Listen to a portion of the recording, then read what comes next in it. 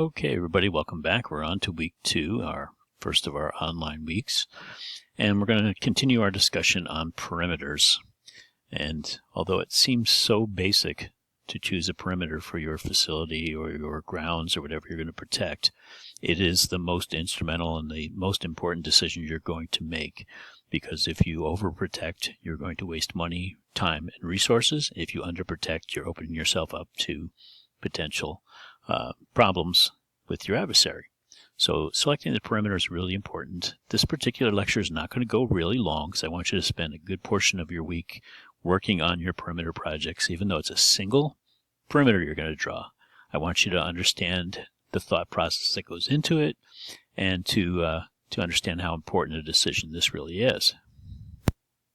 So as we discussed on Friday, the legal perimeter and security perimeter are not necessarily the same.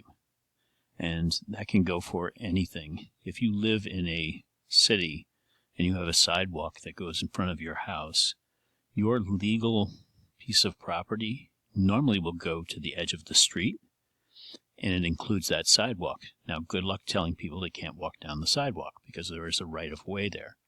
So your legal perimeter to the street and your security perimeter, that which you can control or you decide to control, has been decided for you. It really is, you must allow people to walk down the sidewalk. Same thing is true of most lots in the suburbs.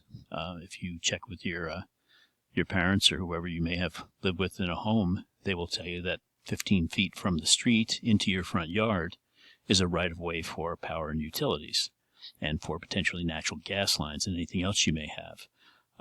There may be, if you live in the country, there may be a right-of-way through to a stream or a drainage ditch or anything like that. And so your legal perimeter, you may own that piece of property, but what you can control is a little bit different. And in the security perimeter, you're actually going to determine what you want to control. And as we talked about the depth and defense, with the perimeter being the outermost layer. So as you look at that onion concept where we come in, we layer our security in layers with different devices and different schemes and different methodology as we go in. The perimeter is going to be the outermost layer, and that's why it's most important, because it determines where everything else goes. Now, perimeters are part of our deter, delay, detect, defend, and deny philosophy, and I'm going to go over those again for you in a little bit more detail because they're extremely important, and you want to actually very methodically look at those factors when you put any security device in to see what good that device may be doing for you. There's nothing worse than a new security manager going to a facility saying, well, I need to put guards and cameras and alarms and several other things up, and not understanding why they're putting them up, what their purpose is. We'll talk a lot about task and purpose this semester, but if you can't show that a device is deterring, delaying, detecting, defending, or potentially denying access to a adversary, then what's it there for? It is simply a waste of money. Now, perimeters normally have a barrier on them of some kind. That's pretty standard in security, but they don't always.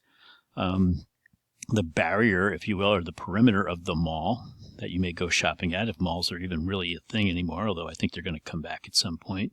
I think people really want the interaction, and it seems to be something that's making a bit of a comeback. But the perimeter is wide open. You really don't know when you set foot on the mall. You assume, the parking lot belongs to the mall. And there's usually a little buffer outside the parking lot, a little green space there, right? A couple of trees, some grass, something like that. But really, where is the perimeter? You really don't know. There's not a barrier because it's a retail facility and people need to get there. And you'll find that in many areas. But perimeters normally, when you're talking about setting up security for someplace, normally have some kind of a barrier. Even if that barrier doesn't deny, it may simply deter. It could be a sign that says you are entering private property. That's technically a barrier because it's delineating your perimeter. Now, we showed that planters are one example of a barrier used on a security perimeter, and they're very common in areas that have general access, but that you don't want, the damage that can be done from a a vehicle attack or some other attack. They're not going to be very good at stopping somebody from taking something very small through your perimeter, right? A petty theft. The planters around a retail store, the big red balls out in front of your local Target store, those are filled, and they generally will stop a vehicle, but they certainly aren't going to stop someone from stealing something and walking out the front door because they walk between the big red balls. So your perimeter has different functions, and let's talk about those D's now, and that'll tell us what function our perimeter protection is going to serve for us. So when we talk about deterrence, realistically, all you need to do is have your target be less attractive than another target that can be seen. Now that sounds like the old joke, if you and I go out into the woods, we see a bear, I don't have to be able to run faster than the bear, I just have to be able to run faster than you, which in my case is probably a bad thing. But to deter someone, you simply need to make the target less attractive. That can be by having cameras up. Now, let's go down a path of fake cameras, because we're going to have a discussion about those later on in the semester, and you'll find those they're the classic in convenience stores, liquor stores, gas stations, things like that, where people put up a fake camera. It's a deterrence. Generally speaking, someone would not know whether it's a real camera or a fake camera if it's done well, and so therefore it's a deterrence. It has no value, and in fact, one of the things we'll talk about later on is the fact that it opens you up to all kinds of liability. I want everybody to swear to me you'll never use fake cameras. Same is true, though, of things like a sign that says security system in use. People put signs in their yard protected by whatever security service, right? You can buy those on Amazon, just buy the signs. It's called lick and stick. You just put them on your house and say, yep, everybody thinks I have a security system. But that's the deterrence. Right? The appearance that the target is not as attractive because there's the chance of the other D's being in place. Now, if an adversary still decides to attack your facility, your resource, you'll want to delay them in any way you can. Making it so that it takes more time does open up the opportunity for that adversary to say, this target is too tough, I can find a softer target, I will go there. It also gives you the opportunity with delay to mount a response. So a delay would be something like a fence, something like locked doors, anything that would slow the advance of an adversary. In fact, we will talk a little bit about moats. Now, moats in the olden days of castles are a little different than moats today. But you often go by large commercial campuses that have a little lake or a little pond out in front. And sometimes it has a little fountain. But if you think about it, if someone is going to come and do harm to your facility, they generally are not going to go walk through the pond. They're going to go around. And to go around takes longer. It also pushes them through an area that you can set up more heavy-duty monitoring so that you can detect them. But I don't think I've ever heard of a facility that has a pond. Now, we're not talking about a facility on water, like on Long Island Sound or on the ocean or anything like that, because obviously, General Washington came across the Delaware on water. But if we're talking about things like a pond, right? Generally speaking, your adversary comes up to try to do you harm. They go around the pond. They don't walk through them. Most of those ponds, by the way, because of the way they're built, are muck on the bottom. If you start to walk in them, you'll sink down in them, and they're kind of nasty, right? Because the water doesn't move a lot. But they are a delay factor because they push you away. They make it longer for you to get somewhere. And then they also push you into a zone where the next D comes in, where you can be detected. So if we have that pond in the front of our facility, and now you must go around the pond to go down a road to come toward the front of the building, we can set up our detection. We can set up road detection. We can set up IR sensors. We can set up cameras. We can set up an alarm in the road. Any number of things to detect. Detection is going to be key. One thing I want you to get away from thinking is that cameras are generally something that detects. They are not. The alarms on cameras can be set up to detect, but generally you don't detect with a camera. Cameras are reactive. You go back later and look at the video. But detection is normally done through some sort of an alarm system, an intrusion detection system of some kind, which can be built in with cameras, can also be contacts on doors that just open and close, can be motion sensing, heat sensing. There's all types of detection devices. And detection can be done simply by someone who is sitting somewhere and watching the area, right? So somebody in a turret somewhere watching the grounds sees something move. That's also a detection. Now, to defend, you're trying to stop the adversary as much as you can and have them turn back. So defense would normally be something in the realm of a response. So we've put up our signs, it says do not enter, and someone still enters. And then we make them go around our pond or over our fence or over our wall or whatever, that delay factor. Now they've done that. We have some factors in place to detect them, be that motion sensing, heat sensing, cameras with motion sensing on them, or some sort of alarm contact, and we've detected it. Now we're going to mount a response, and that is our defense. And finally, we have deny, which we've talked about in class before. You really can't deny. There's always a way to commit any crime. Now, in the commission of that crime, you may do such horrible damage that your asset that you're trying to gain, or the advantage you're trying to gain, is destroyed in the process. But that may be the reason for your attack. But there is no way to absolutely deny an adversary. What you want to do is concentrate on those first four, and if you can get those first four right, the adversary in and of themselves will just say, the juice isn't worth the squeeze, and they will then stop their advance. So there are several factors you should take into account when you're trying to determine the security perimeter. The first, is the legal one, right? You can't go beyond your legal perimeter to protect, at least without permission of the owner of the property that's beyond your legal perimeter. So if I own a 100-yard by 100-yard block of land, then my perimeter is going to max at 100 yards by 100 yards. I'm going to go to the edge of what I own and what I can legally control, and that will become my perimeter. I can do that. I can't go out 200 yards in each direction if I don't own or control that property. That's just easy, right? The location of the property, where is it located? Are we talking rural? Are we talking suburban? Are we talking urban? Those types of things. There are some influences of natural and man-made environmental features, and some of those are purposely built in through a process we'll discuss later called crime prevention through environmental design.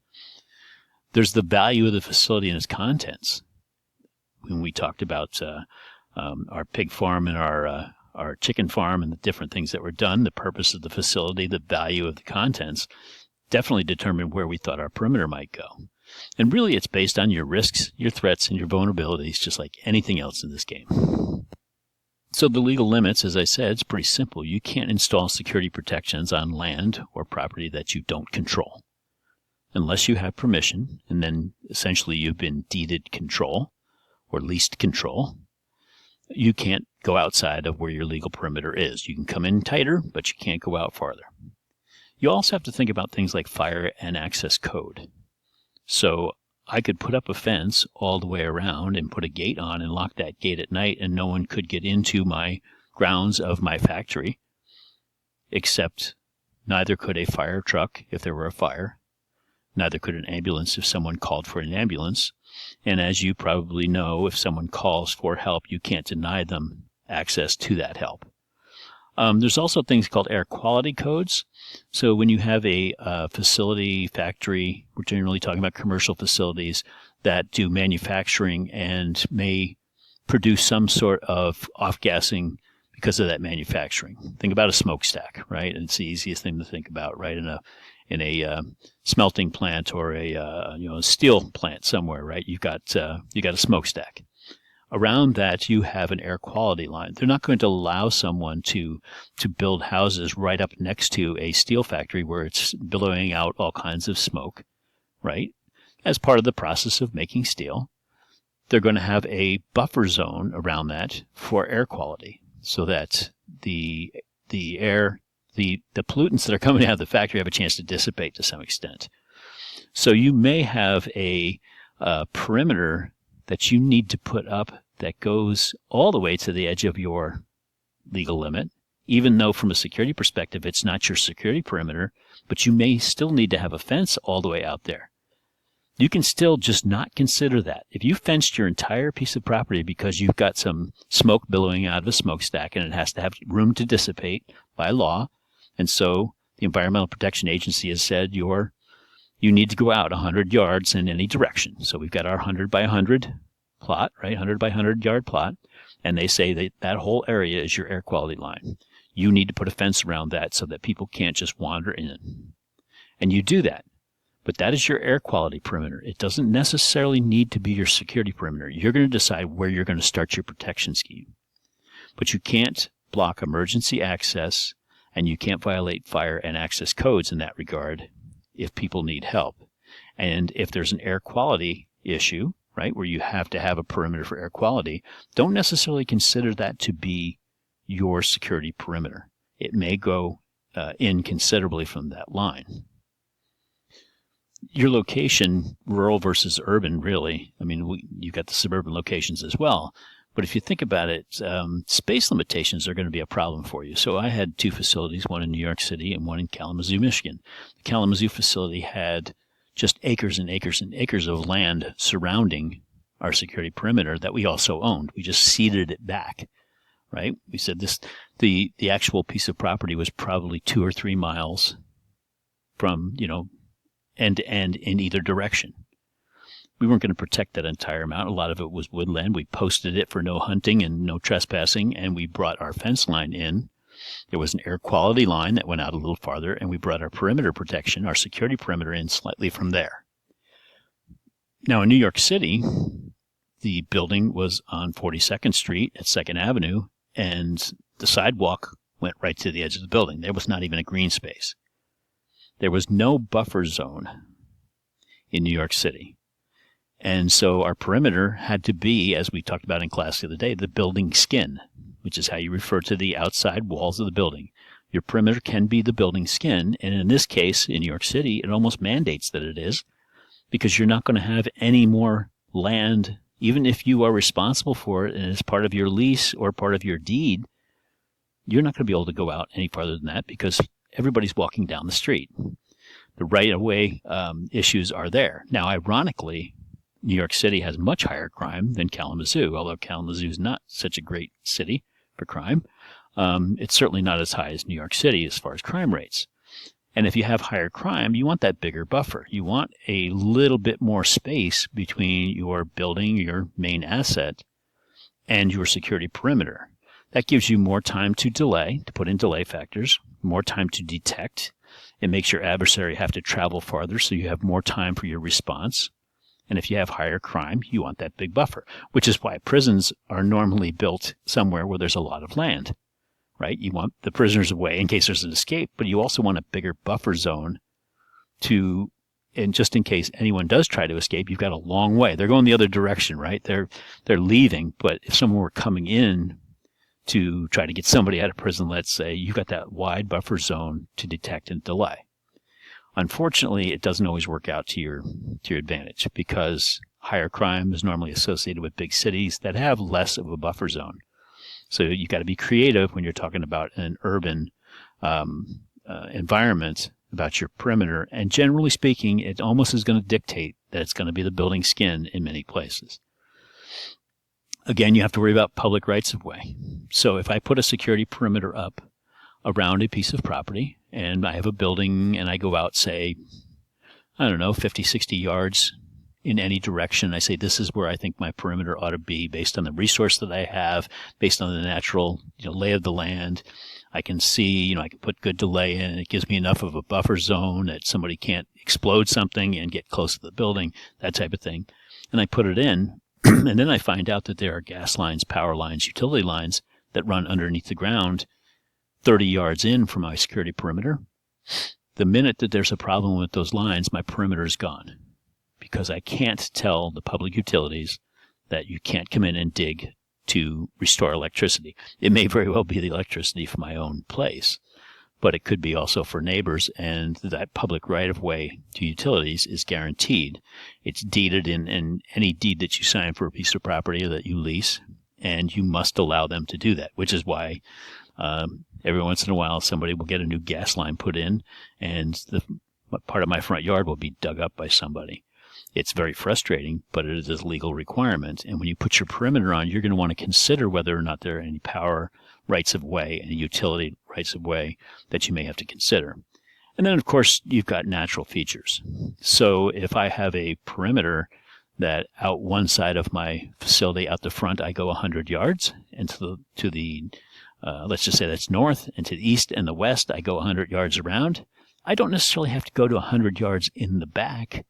If there's a drop-off 50 yards out, there's a cliff, and it drops off 100 feet straight down, I may put my fence at the top of that cliff rather than go the same amount. So you can have an uneven perimeter. It doesn't need to be a concentric circle.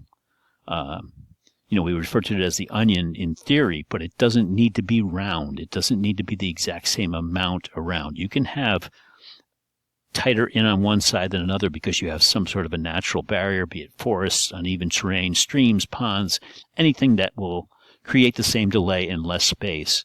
You can consider that when you set up your perimeter. Now, the value of what you're protecting inside of your facility has a great deal of impact on your perimeter. High monetary value increases the risk of theft, right? There are petty thieves out there that, shoplift, I guess, and take things of nominal value. But generally speaking, if you're setting up true security for something, it's something of value. So you have to worry about theft. So you could set up your barriers and they could be planters, but that's not going to help you, like I said before, of people stealing small items and walking out between the planters. Now, something with a high political or cultural value, think about a Planned Parenthood clinic. That's probably the best example. It has a high political value. You have the chance that an adversary is going to bomb your place, right? That's just a common occurrence, unfortunately, at those types of facilities. And so you may need then to consider your perimeter a little differently than you would if there was something in there they were trying to steal. So for the theft, you've got to have a more robust barrier in terms of tightness, in terms of being able to get things through. You may want to have as you talked about in class, RFI technology, the little things you put on clothing when you try to leave the department store and it goes off, right? That makes it a little bit tighter. Whereas if you have to worry about car bombs, you can have the barriers out a little farther. They can be larger, but you don't worry about just people coming through. You're more concerned about a car bomb. So the one thing when you talk about robust barriers and you talk about the size of the barriers and the type you're going to use, do you have the space?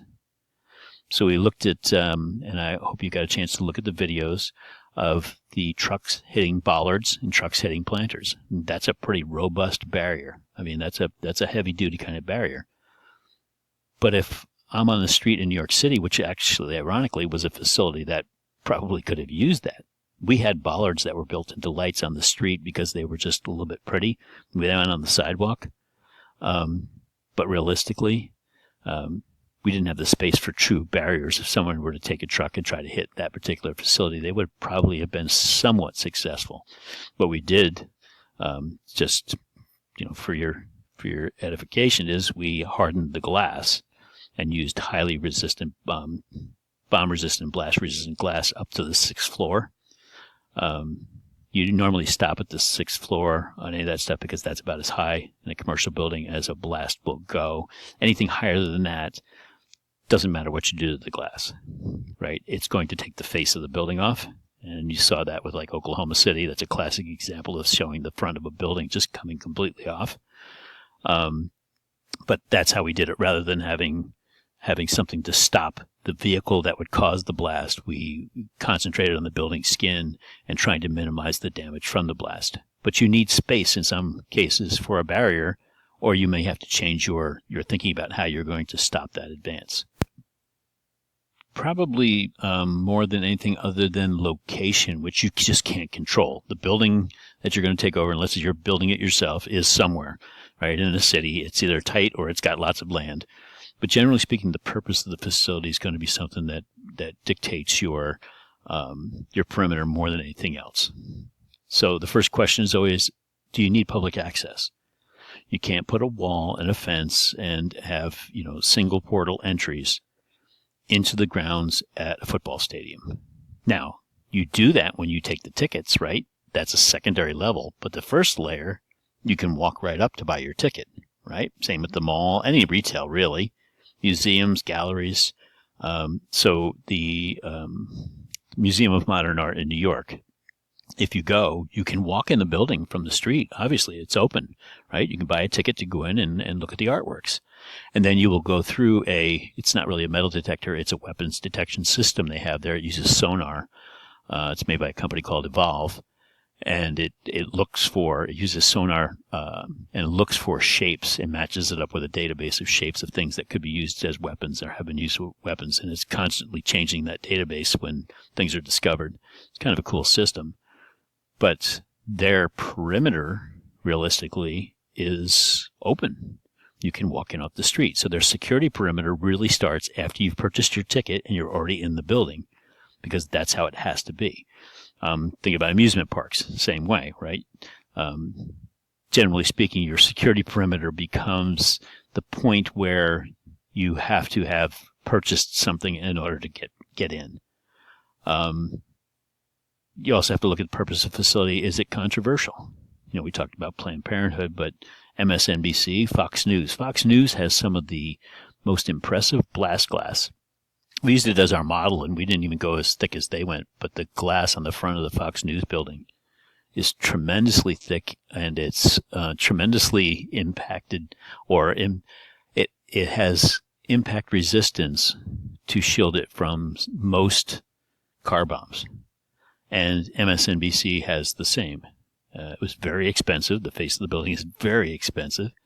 But because it was a controversial news outlet, they decided that was the best way to protect their employees. Disney's headquarters, ironically, has something similar, because Disney was very controversial. Probably not so much right now, but a few years ago, just their political leanings were causing controversy. So they had to beef up their perimeter as well. They really couldn't change their perimeter, but they had to beef it up. And then, is the business itself just generally controversial? Government buildings and embassies? Certainly, right? Certain health facilities, as we talked about, like Planned Parenthood, but government buildings.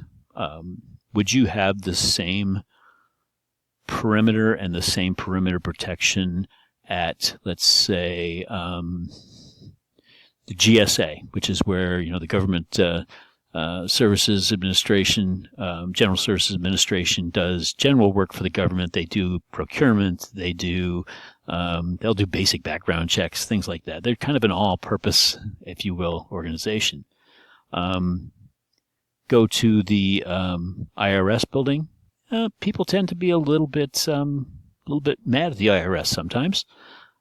So their building perimeter is a little different. Set up a little differently. Barriers are different. The types of protections are different. And when you're setting up your perimeter, you must look at the type of facility that you are proposing to protect. But you knew it was coming. It all boils down to risks, threats, vulnerabilities, and in some cases sensitivities when you're talking about commercial facilities. You're going to provide mitigations, and mitigations start at the perimeter. When it comes to physical security, they start at the perimeter. So when we talk about physical security protections and perimeter protections almost specifically, you will find most texts on physical security will say that convenience of end users cannot affect your plans in any way. You don't set a perimeter and set perimeter protections in place based on convenience. And, that is probably a hard, fast rule with most people when they talk about security. Never set up security and consider convenience, because convenience will, make you do things that will put people at risk. I am not of that school of thought. And the reason I say that is if you can make some concessions, minimal concessions that make things a little bit more convenient for people. Let me give you an example. We had parking against a building in Memphis, Tennessee. You pulled into a parking lot, you went through some parking control, which is the actual perimeter. In the second layer, you could park, the visitors parked their car right up against the edge of the building, right in front of the glass windows where people were working on the other side. They were not yet screened. We were just getting them off the street. They were going into the protected lot pretty much unscreened. You know, they pulled up and they said, I have an appointment with Mr. Jones, and someone would push a button to let them in, right? And anybody can think of Mr. Jones' name. And the rule of thumb with the security manager, when the new security manager came in, was, and generally speaking, you don't have visitors park right against a building. They're not screened. You don't know who they are. So you're most vulnerable to them. And if they pull right up to the building, if they get out and they walk away and detonate a car bomb, they'll take the front of your building off and you won't know who they are. So their thought process was visitors should park the farthest away from the building because they are the least screened. We should put in a secondary type setup where visitors come through one set of controls off the street and are pushed into a lot far, far away. And employees come through another vehicle gate and they are put into those parking spaces because we know who they are.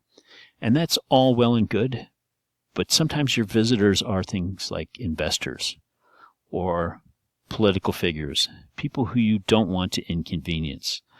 And Memphis, Tennessee, if you've ever been there, the weather in Memphis is either hot or really damn hot, and it rains a lot. It's very humid, right, because of the river, I assume.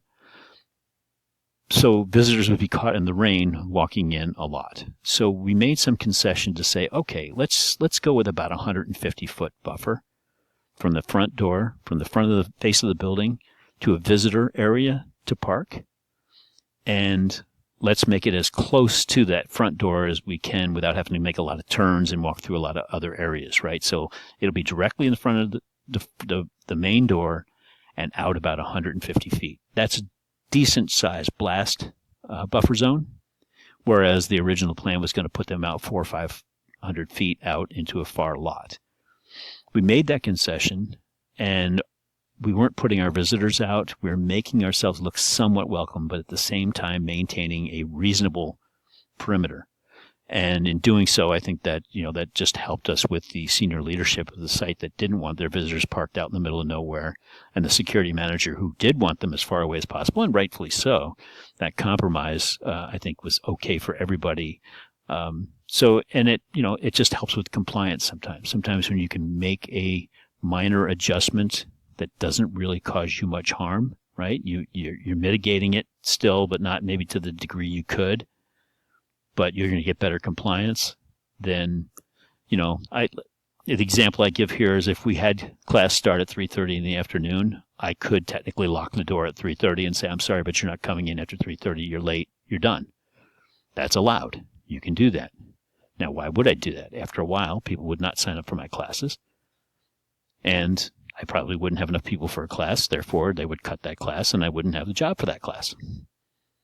So it's counterproductive to do that. Now, if class started at 3:30 and someone came in at 3:40 every single time, after about the third time, I would call them and say, hey, set your alarm a little earlier, stop with your afternoon nap, get to here on time. But you make some concession simply to make sure that you get better compliance from everybody. So this week, you have an exercise to do, and I talked about it briefly in class. In your packet, in D2L, there's a list of what group you're in based on the first letter of your last name. And there are, I believe, 9 separate groups there, 9 separate sets of instructions. There's only 3 pictures. Okay, so there's 3 different facilities.